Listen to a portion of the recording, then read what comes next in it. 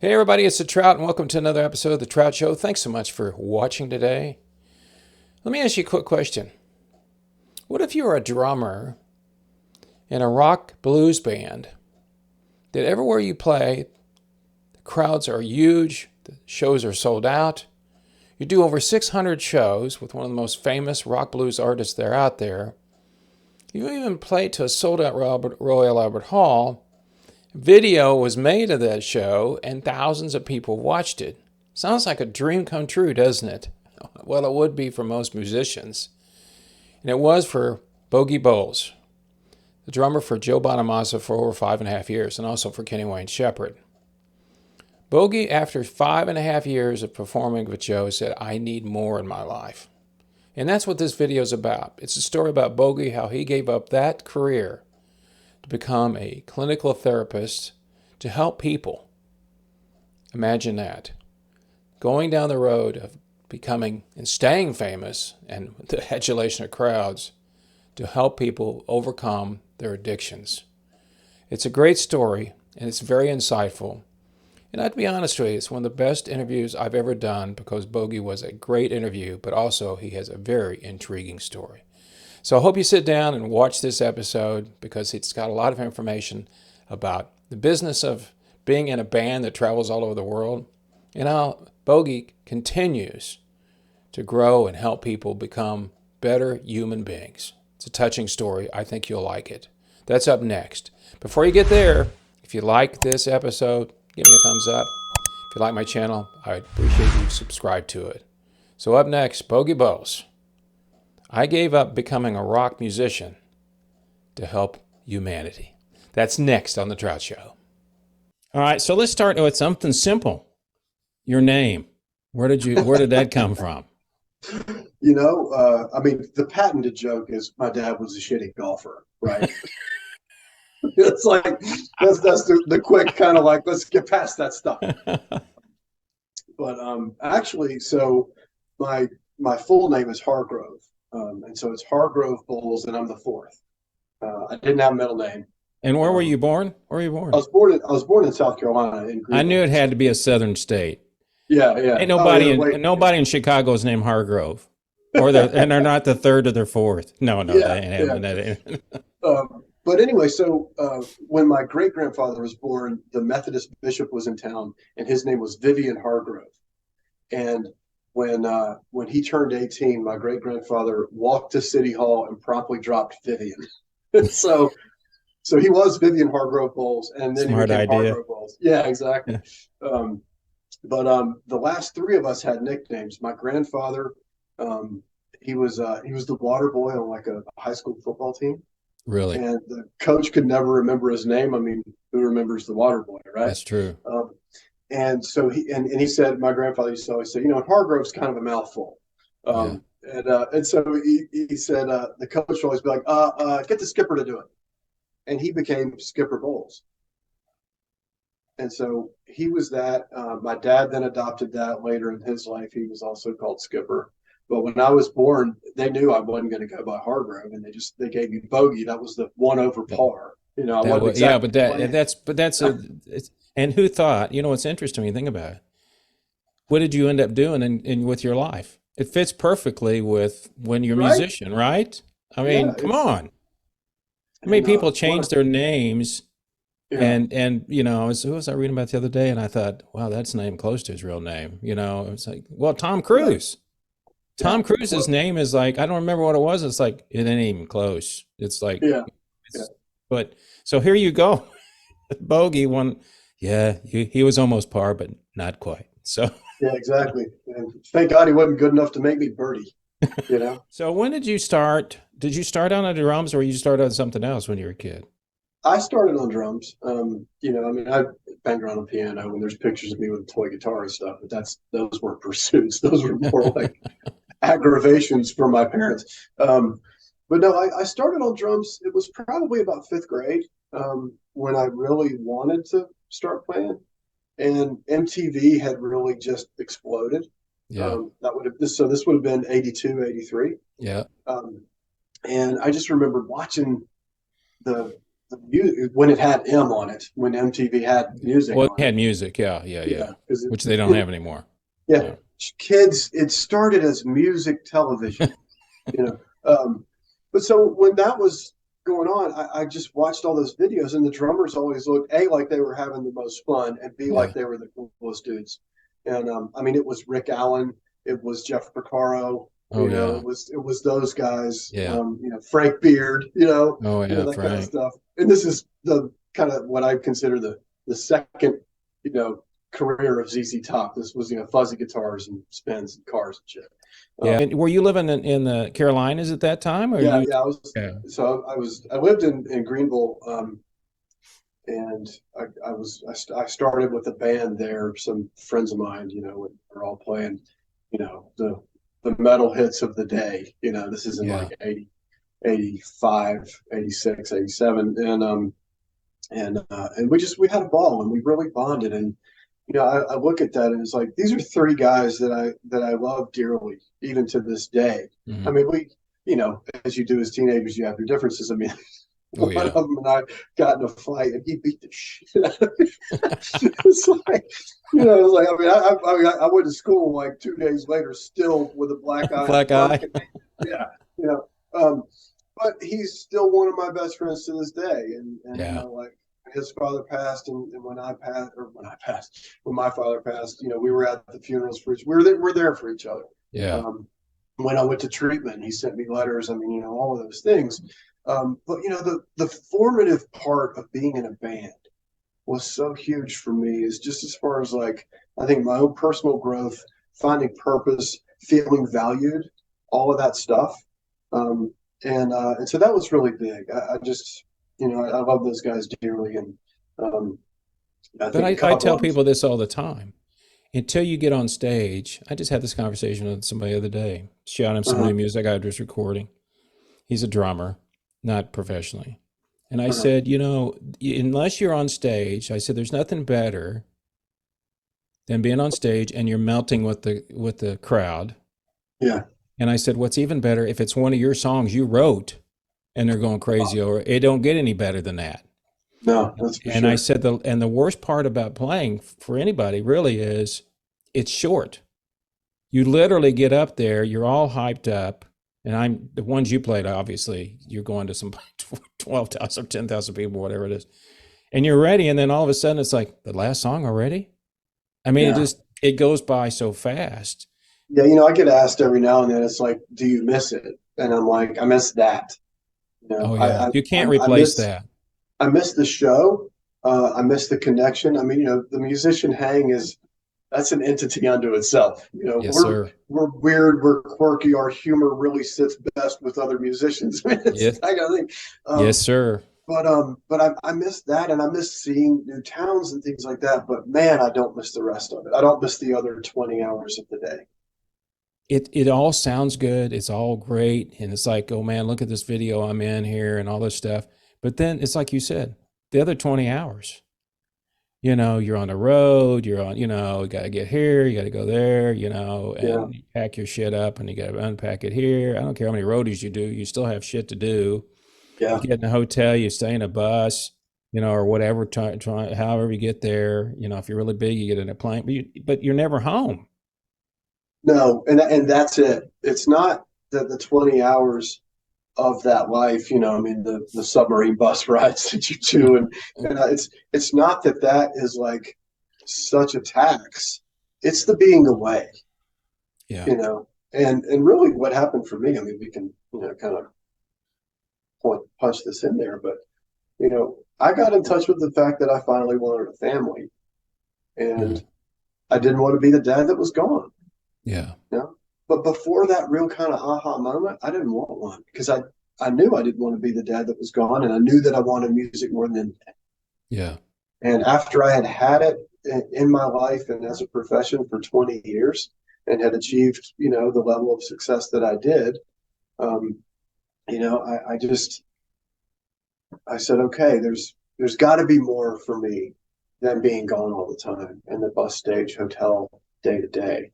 And the family thing kind of came in, and it just it was like, okay, well then what? And I think we talked about this too. It was like, what can I do that's going to be supportive, where it's actually still going to be kind of an affair of the heart and of the soul that I'm Yeah, going to feel fulfilled in. And sure. therapy was that for me, and has been ever since. When did you decide though? When was the time? So you start playing, you played with your buddies. What was the name of the band? Enforcer. Enforcer. Okay. Did you Yeah. all have the long hair and did you do the Now remember, we're all like country club kids from Greenville, South ah Carolina that okay, want to so be that head, didn't happen. but No. no, but that want to be headbangers, right? Right. Yeah, yeah, yeah. And so we've got the total like country club mullets. Oh yeah, that's right. I forgot It's like about that. everything looks like total like like John Edwards comb over kind of stuff, and then it's like and the mud flap. Yeah. It just cracks me up. When was the time though that you knew that you went from playing with your buddies to playing with people like Kenny Wayne and Joe? I mean, what was the first big act that you went and I assume you tried out for and they said you're in?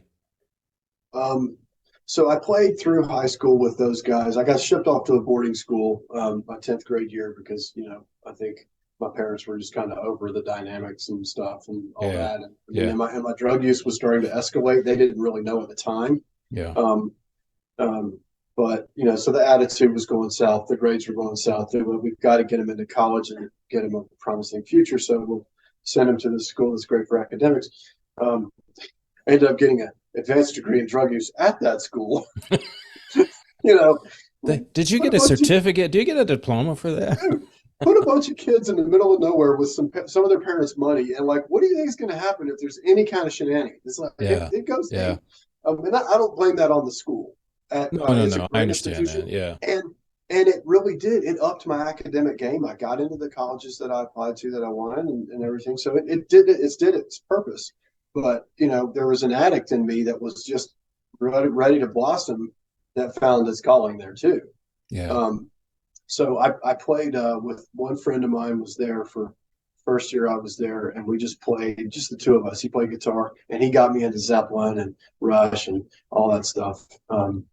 And so a little bit further away from the Judas Priest and Iron Maiden catalog, Yeah. and all that. But so I did that for 2 years. Then I went home for my senior year because I copped to it with my folks. I said, "Look, I'm doing drugs, and I don't think I can stay clean here." Wow. Now the ulterior motive was that I want to be home and play in my band again, right? Wow. And so I did, and then I went home, but and I stayed off the drugs for probably 4 months, I think. But I kept drinking like a fish. Mm. Got to have something, and being 17, I'm not equipped to put it all down. But I went to Berklee College of Music that summer of '89, Which one did you and go to?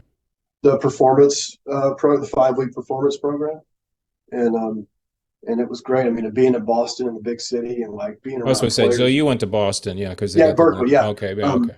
yeah, and players of that caliber and like just and the focus and the intensity, and it was like you could be that good. Mm. And there was a drummer there, a teacher named Larry Finn, and he's still there, and he's an amazing player. And he made a big impression on me. It's just like, hey, you know, you can do the metal thing pretty well. Let's look at what you can't do. And he got me much more into like groove and shuffles and feel and that kind of stuff. Just in that 5 weeks, he planted some great seeds. And, that was kind of off and running after that. But I went home. I took lessons at a fine arts center for my senior year. That taught me a little bit more about the reading thing. And, got me sort of, again, continued to practice right. A great teacher, Gary Robinson. Love him to this day. Um, But then I went to Carolina. I went to UNC in Chapel Hill, and Right. it was totally like I love the Tar Heels. I'm that guy, and my family had huge legacy there and stuff. But it was really about the guy that I had played with at boarding school for that year. His best friend went there and wanted to be in a band with me, Mm. and I went, well, I got to go do that. Yeah. So Carolina was the vehicle for my music. Okay. No, it was also the vehicle for my addiction. Totally just hammered me. Um, got there, and 3 months later was politely asked to leave. Um, Politely. I like yeah, I was. He was, you're polite with boundaries, but like you Hey, can't. y'all, can you come in here and sing me Bogie? I need to tell you something. It's like, kid, you got a problem, and you got to go home and take care of the problem. You can't stay. Yeah. And I was just like, all the self-loathing and everything kicked in. But went home, went to treatment, got sober, been sober ever since. Um, and so that really determined the trajectory because I knew if I'm going to be sober, then I have to do what means something to me. I can't bullshit. Yeah. And so it was music, and it had always been that. I mean, me and the guitarist for Enforcer, this guy Tommy Creech, we used to joke about it. We watched Rat had a video called Rat the Video. Go figure. But they had this video, and it was like we watched that, and it was all about the LA metal scene and the glam movement and all that, and them coming of age and that and getting big. And we watched that in 8th grade and went, we got to move to LA and make it big. Oh, yeah. It's like Yeah. at 14, Yeah. Yeah. Yeah. Um, but what oddly enough ended up happening was that's what I did. I ended up, I got sober. I went back to Carolina, played in a band there with the guy that I wanted to. His name is Martin.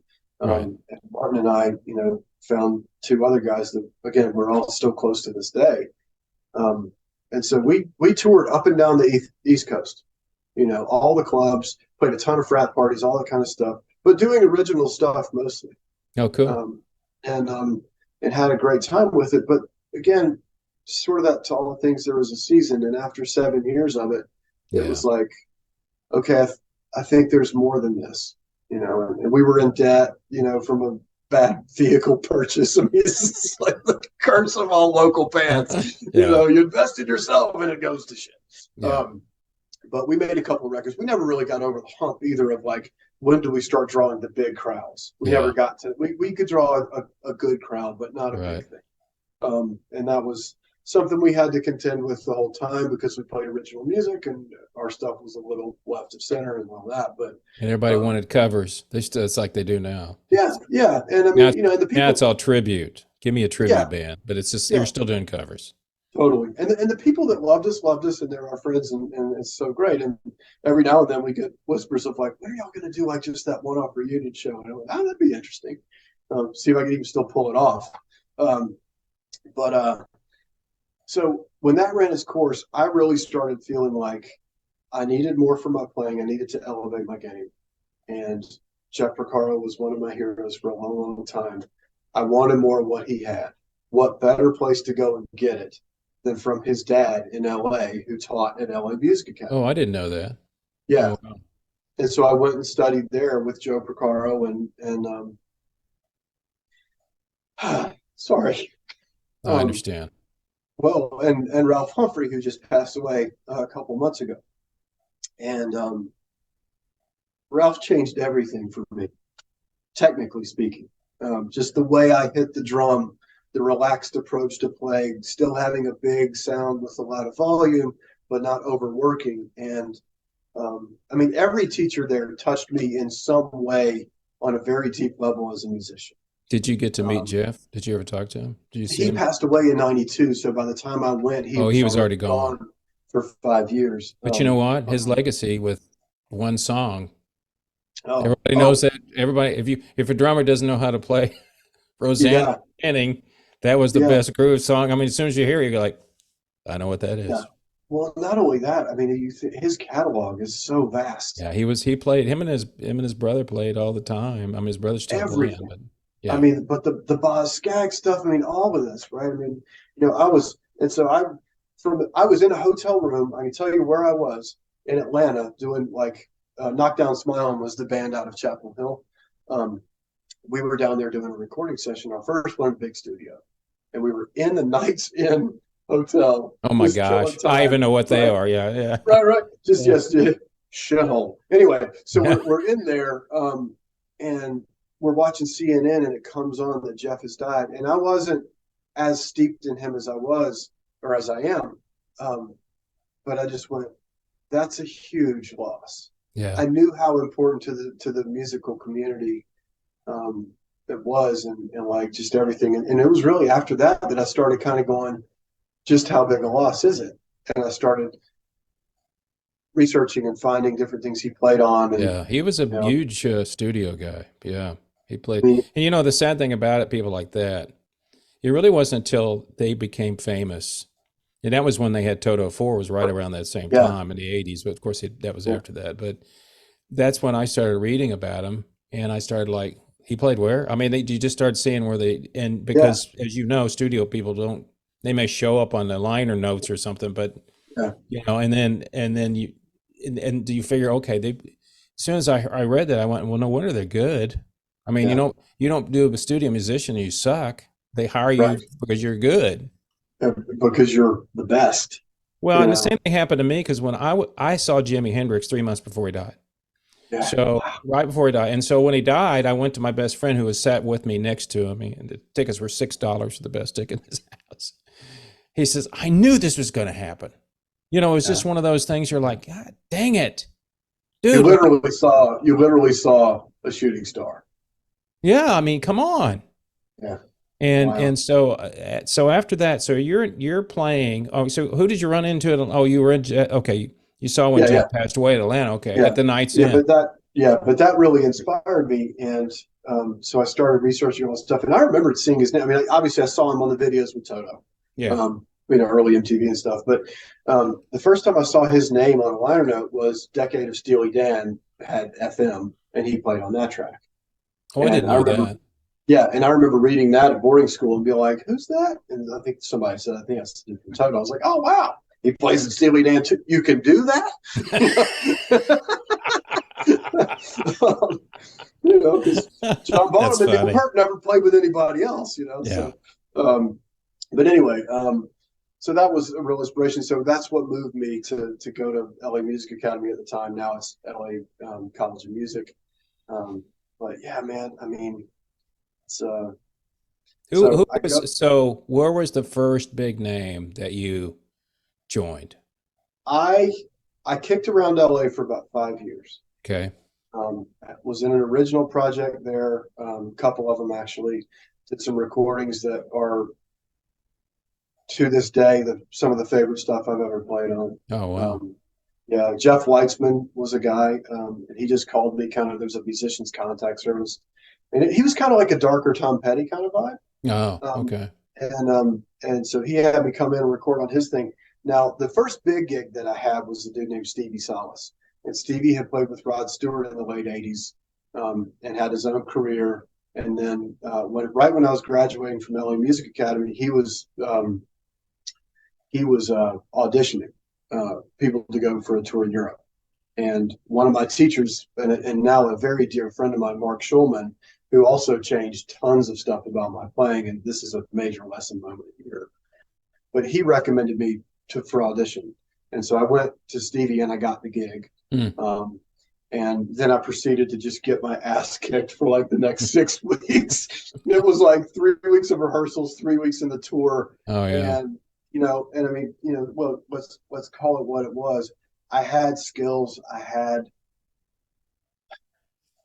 the raw material, but I wasn't as good as I wanted to be at that moment, and I wasn't as good as I thought I was. I thought I was there. Stevie had been there and done that, and he saw the raw material and he saw all of that stuff, and he wanted me to have it, but I didn't have it yet. And he kind of kicked my ass for 3 weeks, and it was like, hey, look, this doesn't feel right. That's not right. What's going on with this? All that kind of Mm. stuff. Mm. And it was really, really hard for me because part of it was I thought I was there, and part of it was I wasn't responding to his approach to criticism very well either. Right. And that was my own internal stuff, Sure. right? Getting activated. I say that as a therapist.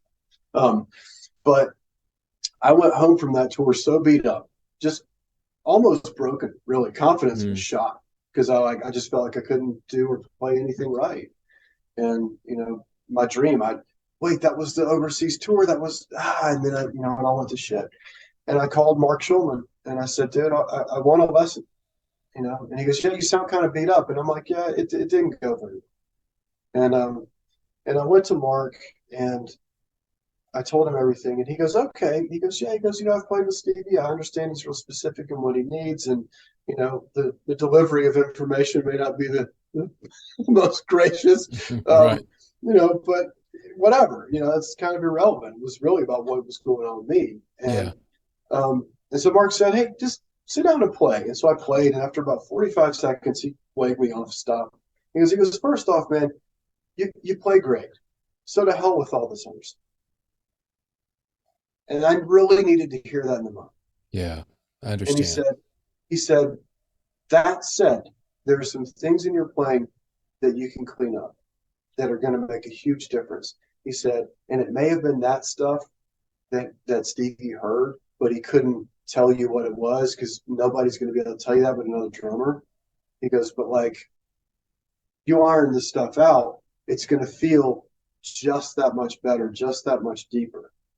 And that way, he goes, you'll go in an audition, and if you don't get this together, you'll go in, you'll play great, it'll feel really good. But the Yeah. next guy that comes in that has this together, his will feel that much intangibly better, and they'll pick him for the gig. So this may be the difference between you getting a gig and not getting a gig. And that That's rang interesting. my bell. Yeah. And I was like, okay, well, we're in. What do we do? And, we came up with like, I think 3 exercises that I did. I mean, up, down, sideways, for the next 6 months. And it was Wow. just getting my left hand ghost notes in place, like always consistent with whatever feel I was playing, my bass drum spacing, always consistent. And just like in real overall awareness of like time, feel, and consistency. I did that. Jeff Weitzman calls. I go play for Jeff. I'm in the studio. I'm relaxed. I hear myself play back, and I'm like, I sound the way I always wanted to sound. That's cool. There it is. I sound like a pro. I sound like one of the people I admired. Yeah. And what a moment that was. And it really started from my experience with Stevie, and then Mark helping me shift that into like that whole like, oh, woe is me or shit, to like, let's take action on this and grow. Yeah. And I'm grateful to both of them for that to this day. Well, it just But goes that's proves, there's 2 things. You had the talent. You got the talent given to you. But then you have to, as I tell people all the time, especially young people, if you get it, and you get blessed with it, you still have to use it to get better. yeah. And even though you may have it, if you don't work at it and make yourself better, because the one thing about music it's always interesting to me is you can always get better. You can never play. I mean, yeah, there are great players out there, but why do great football players, quarterbacks, still have somebody telling them how to do it better, or golfers and all that stuff? Musicians are no different. Yeah. And I think the hardest thing for us, because our egos are so touchy, is being able We to. are a sensitive lot. I know we're sensitive. You can tell us anything you want, but you're full of shit if I don't agree with you. But there's people that have to be, and you obviously respected these gentlemen a lot, but you got to have people around you that will tell you the truth. You really do. And if you don't, you're destined, in my opinion, for one of 2 things. Either a life of mediocrity, right? Of unfulfilled potential, really. Or like to be some sort of like really kind of twisted narcissist. Yeah. Because you just got people yesing you all the time. It's like you start to believe your own bullshit. Well, and oh man, I've been around people like that. They have their sycophants So with them. say And we all, I mean, you're sitting there. Well, I mean, look at the people you toured with. Okay. Yeah. I always go back to Eric Clapton. How many people does he need to hear he's good? I mean, I ran into Eric Johnson recently Man. here at the International Guitar Festival. Yeah. And I'm always cognizant of the fact that I don't want to be a fanboy. I can't do it. I have to act like, Right. okay. So he was See, standing I'm outside. the opposite. I'm the opposite. I don't care. I'm like, dude, I love you. Let's do this. Yeah, but you could pull it off. Probably I can't, So he was standing out there talking to a couple of guys. I just walked up and said, pleasure meeting you. Love your music. Good to see another Texas boy. Yeah. And I didn't even go like, can I get my picture with you? I don't do that, Yeah. So, but does he need to be told? No. Right. But what I always think about somebody like you is when I watch, and I know I never did ask you this. It's probably weird to get my email. who is this guy and how did he find me and all this shit? It's like, You know, I mean, Rick, it was kind of because it always comes out of left field. You're like, wait a minute, what, you know, yeah.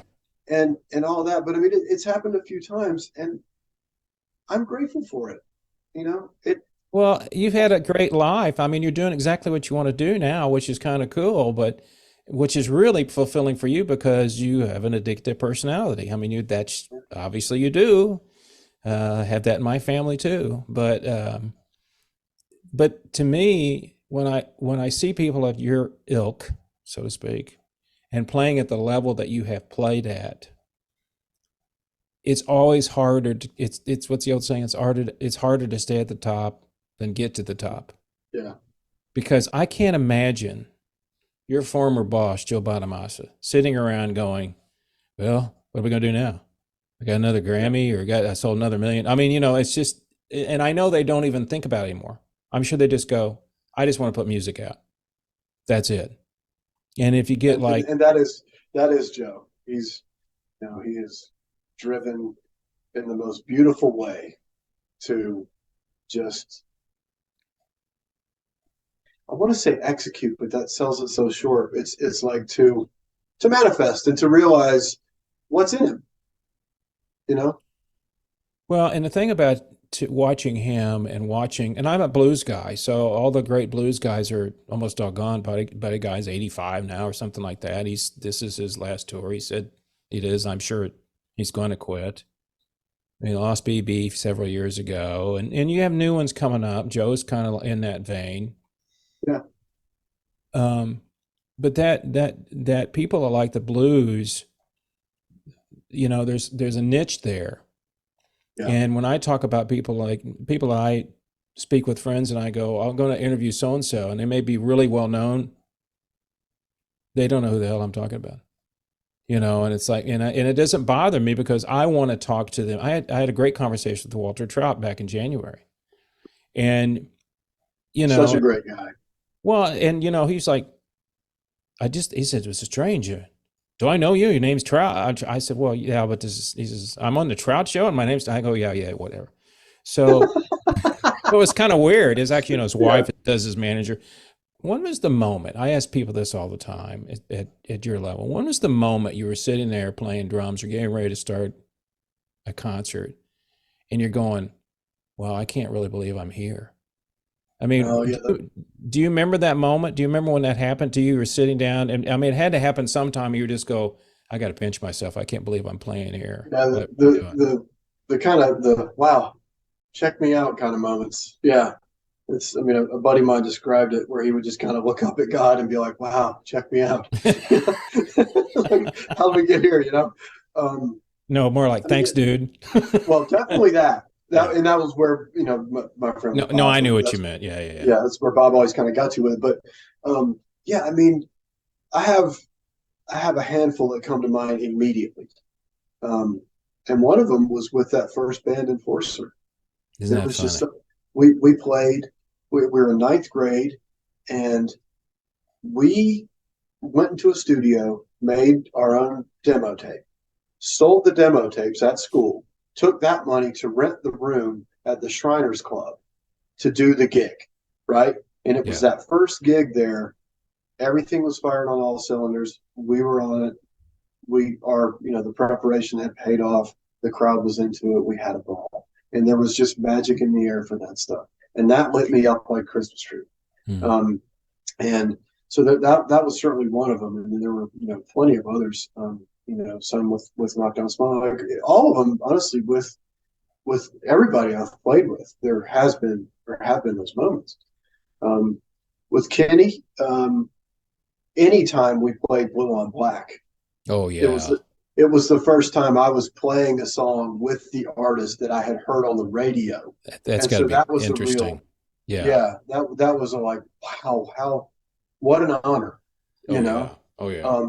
And then also, like, when I could get out of my own stuff, like, does this feel right? Is everything going right? And get into like how the song sounds and like the fact that this guy's burning it down on guitar, you know, when I could get out of like my experience Yeah. and making sure that my stuff was adding the right stuff, when I could get out of that and really plug into the whole, those are magical pinch me moments because you really do feel the magnitude of it. You're like, whoa, this is a real force. And when we would do Voodoo Child with Kenny, I mean, that was always his set closer, and it was like, you got to be kidding me, man. That's crazy cool stuff that he pulls off. Yeah, because that's a song that's basically guitar, and I mean it's all guitar, but it's got Yeah, such a groove in the back. yeah, yeah, yeah, And with, of course, I got to see the guy that was I got to see Mitch play it, that was the last song he played. yeah. I You mean, know, dude, Mitch was one of my favorite drummers. Him and and I mean, that Who wacko played with the Who you know, was there are certain guys that I'm like, I will probably never land on that planet. You know, I will visit there and orbit it and try to soak it in. But like I'll never land where they came from. And Mitch is one, Stuart Copeland is one. Oh yeah. You know, guys like that I'm just like, wow. Moon was certainly one. Like, and I'm just like, that's just they're from another planet for me. It's not. I mean, I'm just more of like a straight backbeat, you know, kind of guy with, you know, with I like to think of it like with finesse and taste. Oh Um, man, I mean, look, I told you when I watched, um, my God, I can't remember the name of the song now. I've watched it 40,000 times with you playing with Anton. uh, My God. oh, Anyway, Mountain Time or when you're Happier Times or when we do the dueling thing, no, you were playing with Joe at the Albert Royal Hall. Albert Hall, Uh-huh. and it's called, oh, what? I just mentally, like, just all of a sudden again. Anyway, he's got a long solo at the end, and you guys change up, and I'm watching both of you because obviously two drummers is always weird. Is it just got paid? No, that one I knew. I knew. No, it's Okay. it's about the girl, and he goes sees her, and he does this weird screaming thing. Oh my God, I can't remember. Isn't that terrible? I watched it a lot because and I know the chords, which you don't care. It's D, G, C, G, D. It's Right, like right, that. right. His leads over that because when I watch it, I go, okay, I he's think playing. it's Mountain Time. It's I Mountain think Time. that's okay. That's Yeah. Mountain Time. Okay. Hmm. So I'm watching you because to me, because I grew up seeing Allman Brothers play with two Yeah. drummers, you know, I got to see them play with the two drummers and all that stuff. So it was always interesting to me when that originally came out. Didn't pay much attention to it. Of course, now that was before YouTube really hit. Now Yeah. you can just watch it over and over because it shows up on the thing. Right. But I'm watching both of you. And the one thing I wanted to ask you about this, and I don't want to dwell on this too much, but when you guys did something like that, and you'd probably already played a lot of shows by the time you obviously you hadn't played a lot of shows because it seemed So, to me that you guys were so freaking tight, the whole band. yeah. And my favorite part is to watch how you end the song. You Yeah. know, is how do you turn around? You know, some people turn around, and he just walks over to Anton and he's playing the lead part and he just kind of gives him one of these. And Uh-huh. Anton looks at you and you go, okay, we're ending it. Yeah. And that only comes from having to be able to, I mean, Well, that that comes from honestly, skill. You guys have to know what you're doing. that's yeah, for sure. But that's honestly Anton's gift.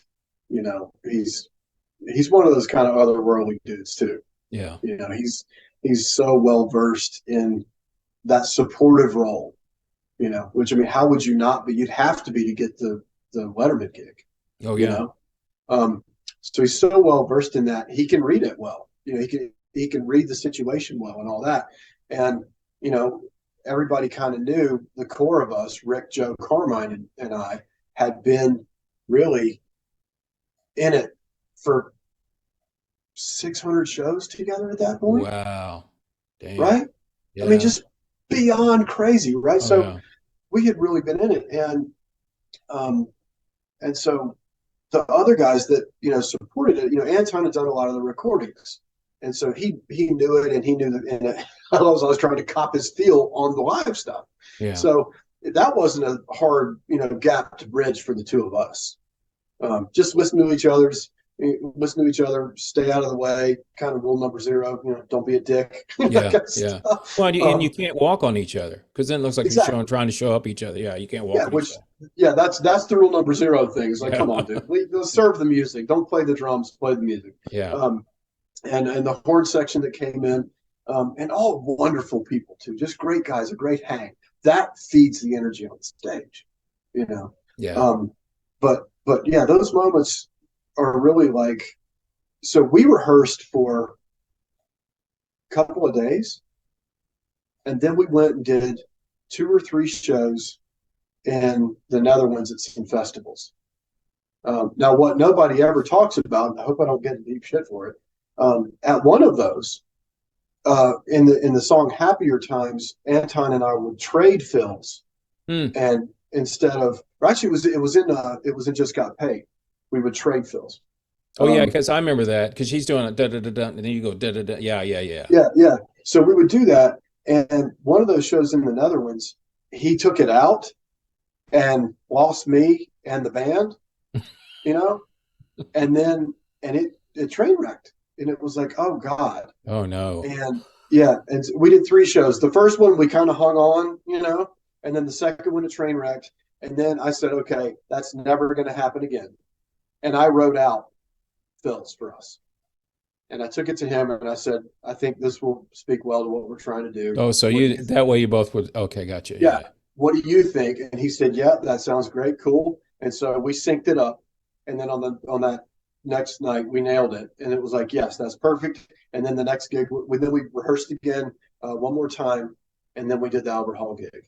So where did you And rehearse? At a warehouse or something? How did you? I mean, yeah, you had to there find a was place to play. um, Britannia Row, I think or they were the sound company. What was it? Jackson. It's that Yeah, escapes yeah. me, but it was a rehearsal studio in London, and Oh, so it Kevin was. Oh, Shirley it was was actual there. studio. Yeah. Yeah, so Kevin Shirley was there, and kind of managing the ship that way that he does, and we were all kind of just trying to execute the vision. But we had synced up after the train wreck. We righted it, righted the ship and synced up. But and so that night, yeah, we had played. That was like our fourth show together, a few rehearsals. Um, but what the other thing is, like, usually when people do a DVD, you have like a 2 or 3 night stint, and you Yeah. shoot Yeah, they all put the them nights. together. Yeah, they put the Yeah. best parts together. Yeah, yeah. Well, the Albert Hall piece, we couldn't get a date there. Mark Knopfler canceled one day. We got that date, Oh so wow. everything was on the line. There was You had no one day to fixes. do it. That's it. Yeah, Yeah. it was warts and all, man. And so here's a pinch me moment. So we're going on, and I mean, what is just the most hollowed ground to me? Oh yeah. All my heroes played there. Oh, Eric Clapton still talks about it like that's the Yeah, place to be. it is. I mean, he is telling the absolute truth. And there are those nights when I hit the drum from the get go, and you go, everything feels great. This is going to be an experience. Okay. So that night we opened the show with Django um, and That's which is right. a extended guitar solo, right? Yeah. And um, and I come in with this fill, and then Anton comes in with a fill, and then I come in with the fill, and then we do fills together and bring it all in. That's And right. That's right. I remember that. Yeah, because and that's what the song begins. Da da da da yeah, da da da da yeah, da da. Because yeah, he starts out walking out on. Yeah, yeah, yeah. Now I remember. right. Yeah. So when we hit that fill together and came into the groove, Yeah. everything felt great under my hands. I knew it was that thing. And I was just, you can see me, I've got a grin on my face the whole night. You Right? I mean, smiled. Look, I've watched you. You smiled a yeah, lot yeah. And during and that. because I love what I'm doing, I got past the angry drummer phase where I've got to be, I mean, that comes out every now and then when I'm trying to focus or like really just, get it out. Yeah. But, you know, I smile when I play, honestly, because it opens me up and it opens up my awareness and my feeling and the pocket and the groove and everything. I got nothing to prove in that shit anymore. No. Well. I can be in it. And so that night I couldn't help but smile. One, because that's my approach, but two, because how do you not smile at a packed Oh my Royal Albert God. Hall? you know, I can't and remember what and song. I everything's look hitting. back, the camera pulls over to Joe. You're in the background, and Joe's doing something. He's singing or something. The smile comes on your face, and I'm going, "This guy's having a great time." I could just, Oh man. and it's like, and those are the moments that you probably, well, you'll never forget them. I don't care if you're No, 90 years old, you'll still be telling them, no, going, people are like, no. "Who's Joe Bonamassa, Grandpa?" They'll be like, we'll always have Albert Hall, you know. So after that gig, which did you say was, when was that? That was 2010? May 4th of '09. Oh, nine. Okay. Yeah. How long did you play after that? Another year and a half. Yeah, So at you the end of toured, 20. you Yeah, went a lot of places. yeah, yeah. We And we did we did a record a couple of months later. We did Black Rock in Santorini, Greece, and I got to be in there and watch Anton track in the studio. And I contributed, minimally, bells and whistles, and that never really sat well with me. I wanted to be more of a contributor than that. sure, I Um, understand. I get the dynamic and the politics of it all, and that Kevin and Anton had a great relationship, and well, I think we talked about this in our conversation. Yeah. Time is money, and Anton knows how to read Kevin and get it fast Yeah. and at a very high level.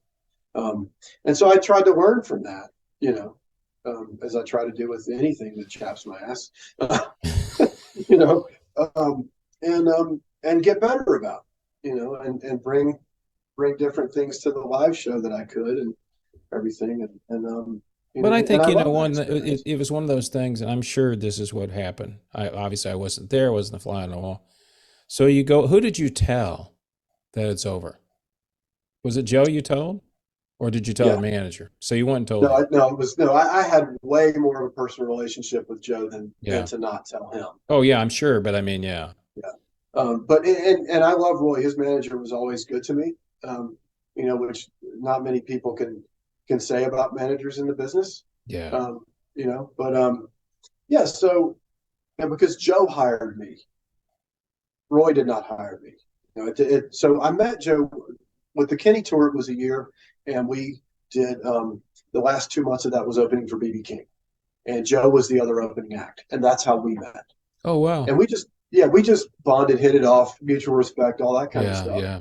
And then at the end of that, my tour ended with Kenny, and then Joe had some dates he wanted to finish out the year. Gave his guys the rest of the year off, asked me to do it, and I said, "Okay, cool, I'll be a placeholder.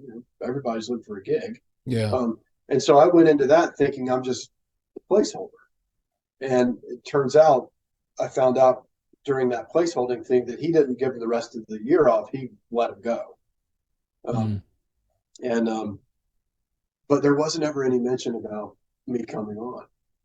And so I went, well, okay, if it's the placeholder gig, it's the placeholder gig, Yeah, whatever. yeah, yeah, yeah. Yeah. And so I did that until the end of that year, and then it was mid January, early February, and I was in Target, and my phone rings, and it's Joe, and he goes, "Hey man, what are you doing the next few months?" And I went, "Nothing, looking for a gig, Like, um, what do you say? What should I say here, Joe? Just tell me and what. I had an audition for a band lined up that would have been cool. Yeah. Um, but it was just an audition. It wasn't anything solid. Yeah, yeah, yeah. But I asked Joe for a minute to think about it. And he just said, "I'm going to Europe. I'd love you to go." He said, "Look, I didn't get you on this last thing." He did the blues cruise. He goes, "I didn't get you on that." He goes, "There was another guy that I wanted to try. And I tried him, and, he's good, but I think you might be a better fit, Still for me." about, it's all about personality too. You could be a Totally. great, And you could be great. I mean, you said it earlier when you were talking about Enforcer, the night you were in ninth grade playing. yeah, There's a time, this. There are night. I mean, you're playing at that level. You have to yeah, be good because people want you have to be good. That's yeah, just the end result. But there are nights that something happens magically within everybody. It's almost like you yeah, have this sixth sense about what people are going to do. That totally. doesn't happen very often, but when it No, does, yeah, when yeah. that And moment happens. Joe just liked the way that I felt behind the drums and probably just hanging too. I mean, again, any jackass can show up and play. If Yep. you can't hang, you won't work. Yep. Um, but so I just said, give me a minute to see what I can come up with. Um, and I called my sponsor at the time, and Mm. recovery was a was Dallas Taylor, and Ooh. yeah, so Dallas was the original drummer in Crosby, Stills and Nash. For those Yes, of I you know who who don't he know, is. Yeah, I know. I know you know, Yeah. um, and had helped so many people and was a wonderful friend and just heart for me. And I called Dallas and I said, okay, here's the situation. Here's what I'm looking at. And the more I'm telling Dallas about the gig, he's like, and I'm telling him, and I go, in Dallas, I'm sitting here wondering as I tell you why I'm not taking this. And Dallas goes, and Bogie, I'm wondering the same thing. Mm. And so that was it. And a few months turned into 5 years. So when you walk in, you say, okay, I'm leaving. And it's like my last band that broke up. Was it 3 years ago now? And my wife says, are you hurt? Are you hurt? And I go, it's a band. I said, and some of them got together with other people. And I said, it's okay. Yeah. But you move on. Everybody moves on. That's just the way it Right. is. But Yeah. you changed. You got off the train. And You're I going think, down the track, and you're going down the track, and then all you say, you know what? I like that train over there better. So well, after and I, you quit that, that's what made it easier for me. well, yeah, I mean, you had another goal in your life because you'd been Yeah. touched by people like Dallas and people like that. How long after you quit that gig did you start applying yourself to what you do now? Instantly. Wow. Yeah. Yeah. I had made the decision to move to Utah, out of LA, which I still miss LA every day. Just so much of my heart and growth happened there, um, that it'll always be a very special place for me. But I made the decision to move to Utah. I had an offer to do some studio work here, which I said, okay, that's cool. I want Yeah. to be doing that, I want to be creative and Yeah. all that. But I had an offer to also work in treatment, just as a tech, just kind of getting my feet wet, see if I dug it. Um, and and both of those opportunities were enough for me to make the jump. And I was dating a girl here, so it's kind of like the universe just went, dude, you're going to Salt Lake. Um, and she's now my wife, and we now have 2 kids and the whole thing. Um, but the recording thing totally didn't happen. None of it. No. Like we did one session and then nothing. Yeah. That was it. So my illustrious studio career that was promised to me, right? Well, but I was like, okay, I really I believe in this very, very much. The universe provides. Yeah. And so here's how it happened. I start working at Cirque Lodge Treatment Center there, feeling good about what I'm doing. Did you have a degree at that point? No, Okay. no, because after I flunked out of college, I never got it. Yeah. Right. But I went back here at a community college and then transferred to the University of Utah. Okay. And then finished that and then was all set to go to grad school here. But again, the universe provides. I wondered, can I get into Carolina? They're the top 5 social work school in the country. Mm. Would it? Would I? Would what I've done since flunking out speak to them enough to give me a shot at it? Sure. And the universe said, "Hey kid, why don't you come make it right?" Mm. And what a moment that was, man! Oh, I'm sure. Oh, I mean, I just because it chills to even think about it. To have that opportunity to go back and not fix or correct, but to just re-experience with a different heart space about it all. He was a And to different learn guy, though. You were a totally, different person. totally, and to Yeah. learn from the best that were there was just one of the best years of my life. And so I came here and I worked and I'm at a meeting and I get introduced to a guy and he says, "Who have you been playing with?" And all that stuff. I said, "Well, I just moved from LA and I got off the road. Who were you on the road with?" I said, "Joe Bonamassa." And he goes, "You're that dude. You're the guy from the Albert Hall video." And I was like, "Oh wow!" Like, one of the people that actually saw it. If this is 2011, nobody, Yeah, not nobody's nobody. seen it yet. Yeah. He's not a household name that he is now. No. And he goes, "I have a music school. I'd love for you to come and do a master class or teach." And that guy's name is Dave Wilbur, and he's just a wonderful friend of mine to this day. Dave plugged me into everything I've ever experienced musically at the time. So I became like one of the, kind of reliable subs for the bands that were here, doing corporate stuff, party stuff, and weddings Yeah. and all that.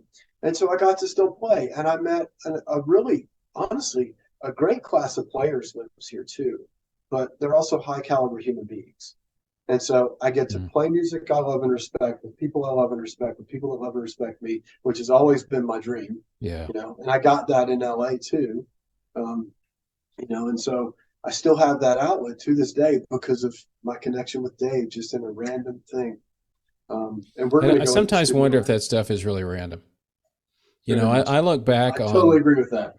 but I think the thing is, if a lot of people I've talked to that have made it, so to speak, took risks, not risks like I'm going to drive 150 miles an hour in a car and see if I can go faster. It's a risk that they take. And they just feel that need to take it and they work at it. And then something happens and they're like, oh, look, this happened. And it's like, if you hadn't have done that, you wouldn't have got there. And Yeah, it's kind of like, I always look at things like, I'm sitting here talking to you because I did this, this, and this. right, Okay. right. And if I hadn't have done that, we wouldn't be having this conversation. I'd be still watching your video going, there's that dude playing drums there. And Which is what everybody else does. Who's the other guy? Yeah. well, and see, and you were going to tell me, and I know we don't want to spend a lot more time on this, but tell Oh, it's me fine. about Carmine. You had told me on the Uh, phone that you had stories about Carmine.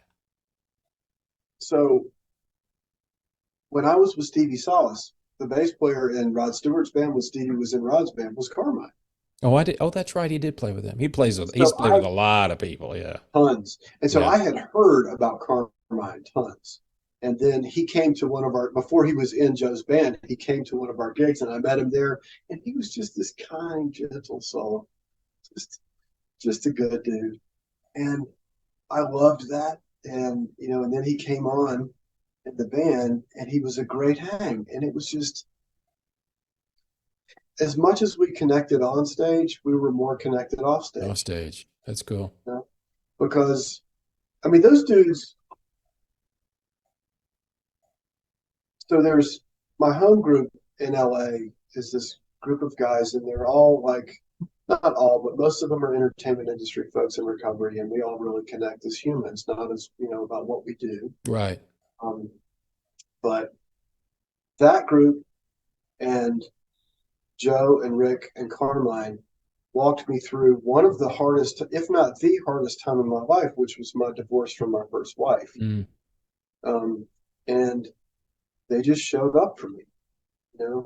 Yeah. They gave me an ear when they needed. I mean, I remember the car service coming to pick up me from my house with my first wife and going to the airport, and Rick and Carmine are in the car, and I'm leaving that house for the last time Mm. to go on the road, Yeah. and the tears are just on. Yeah. And I'm looking out the window, and I turn, and Carmine's in the front, Rick's in the back, and I just turn and I look at Rick, and Rick had been through divorce of his own, and I just looked at Rick and I went, "It hurts today." And Rick in that thick Australian accent looks at me with all this love, and he just goes, "Of course it does, mate." You know, and they gave me so much of that kind of love, um, on the bus, on the stage, on the hang, all of that. And Carmine really, you know, he's such a funny guy, and he's really quick, and he also, from his time on the road with magnificent acts, he knows tons of people. Oh, I'm sure he And does. so wherever we were, like the posse would show up for Carmine, you know, and it was just like, I mean, you kind of, when you live with somebody, you kind of like get desensitized to the level of greatness that you're with. Yeah. They become human beings, which is a good thing. That's what they're supposed to be first, but Right. people don't. Yeah. Right. But I kind of, every now and then I would lose touch with like, dude, that's Carmine Rojas.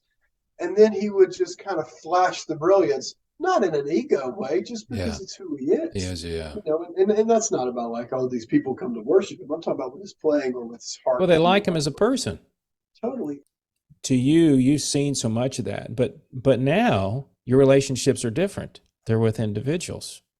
Right. And I'm sure it's a different positive reinforcement for you, but it probably makes you feel better. I mean, it's great to have 10,000 people screaming out, more, more. But helping somebody overcome a problem in their life and you see them become better, that has got to be a huge thing for you. And it probably happens to you quite a bit.